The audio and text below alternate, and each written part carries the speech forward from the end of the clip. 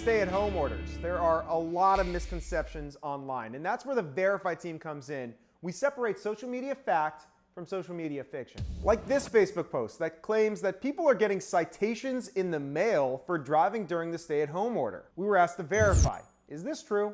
Our researchers contacted state and local police throughout the DMV who say that's simply not happening. Everyone we spoke with says you won't get pulled over just for being out and about. Take this statement from the Maryland State Police, which came just one day after Governor Larry Hogan made the order. Maryland State Troopers will, quote, not make traffic stops simply to ask drivers where they're going to determine if their travel is essential or not. And Virginia State Police also said that they will not be making random traffic stops on vehicles nor conducting checkpoints to determine if a driver is traveling for a permissible reason. So we can verify. False. Local police departments are not mailing out citations for breaking stay-at-home orders. And we want to hear from you. If you have something that you want verified, just shoot us an email at verify@wsa9.com.